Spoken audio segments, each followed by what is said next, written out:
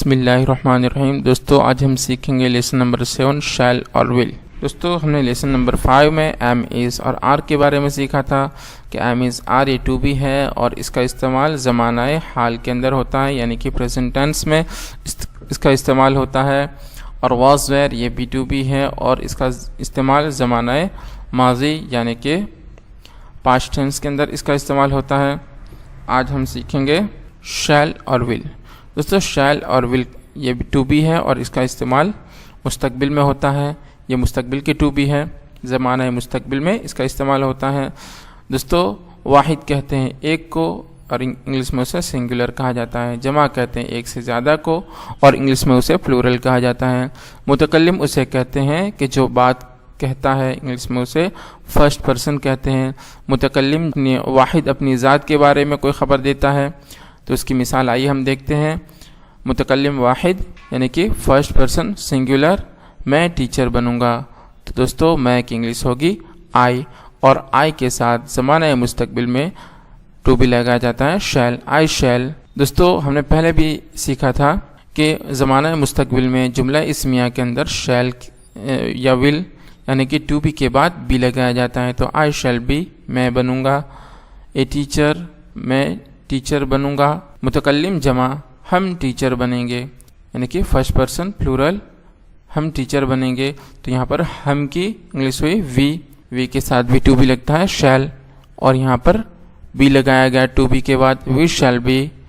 Teachers. یہاں پر دوستو جمع ہونے کی وجہ سے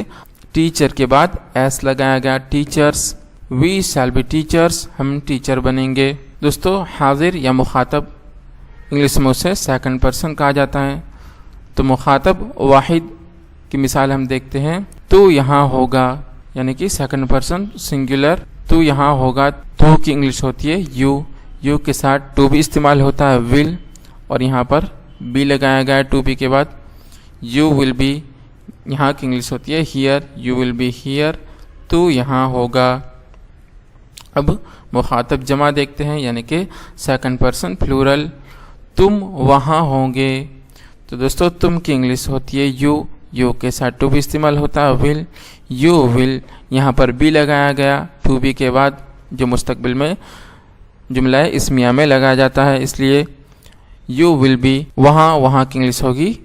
دھیار، یو ول بی دھیار، تم وہاں ہوں گے۔ دوستو غائب یعنی کہ تھرڈ پرسن، غائب اسے کہتے ہیں کہ جس کی بات کی جاتی ہے، جیسے کہ آئیے ہم مثال دیکھتے ہیں، غائب واحد وہ انجینئر بنے گا، یعنی کہ تھرڈ پرسن سنگولر، وہ انجینئر بنے گا، وہ کی انگلش دوستو اگر کسی مرد کے بارے میں خبر دی گئی ہے تو وہ کی انگلش ہوگی ہی کے ساتھ ٹو بھی استعمال ہوگا ول، اور یہاں پر بی لگایا گیا، ہی ول بی انجینئر کی انگلش ہوتی ہے engineer, he will be engineer, وہ نرس بنے گی۔ تو دوستو یہاں پر عورت کی بات کی گئی ہے، تو اگر عورت کے بارے میں خبر دی گئی ہو تو وہ کی انگلش ہوتی ہے شی، تو یہاں پر وہ کی انگلش ہوئی شی کے ساتھ ٹو بھی استعمال ہوتا ہے ول، اور اس کے بعد بی لگایا گیا، شی ول بی نرس، وہ نرس بنے گی، وہ بیمار ہوگا۔ دوستو یہاں پر وہ کی انگلش اٹ کی گئی ہے، یعنی کہ یہاں پر کسی جانور، پرندے یا تو کسی چیز کی خبر دی جاتی ہے، جب وہ کی انگلش اٹ ہوتی ہے، تو یہاں پر کسی جانور وغیرہ کی خبر دی گئی ہے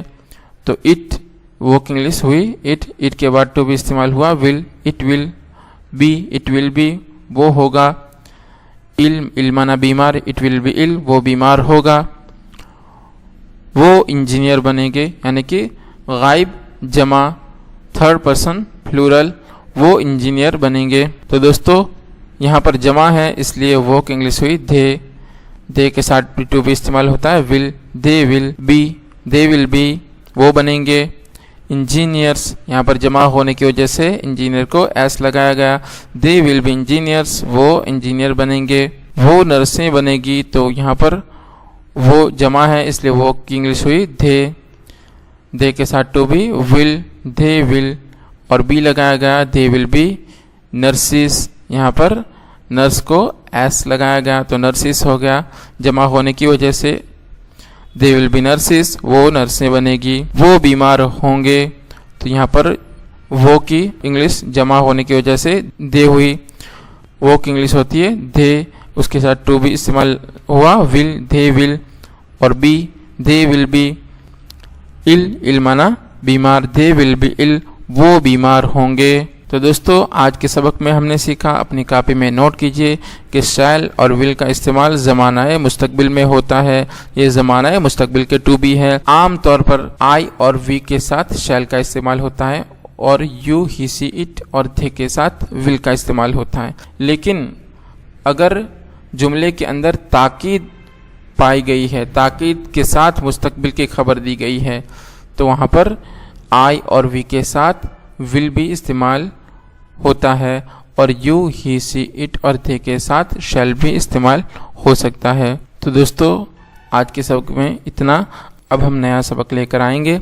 जिसमें सबक नंबर 1 से लेकर सबक नंबर 7 तक की मश्क होगी। तो हमारा वो लेसन आप ज़रूर देखिएगा। और दोस्तों जब भी आप हमारा वीडियो देखें तो साथ में कापी और कलम ज़रूर रखिए और जो भी सिखाया जाए वो कापी में नोट कीजिए। अपने साथ में एक डिक्शनरी भी रखिए और हो सके तो आप उसे एंड्रॉयड एप्लीकेशन भी उर्दू टू इंग्लिश डिक्शनरी आप डाउनलोड कर सकते हैं, जिसकी लिंक हमने नीचे डिस्क्रिप्शन में रखी हुई है।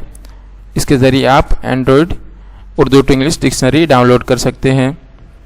तो दोस्तों देखते रहिए बीके एजुकेशन इंग्लिश सीखने के लिए। All the best, good bye.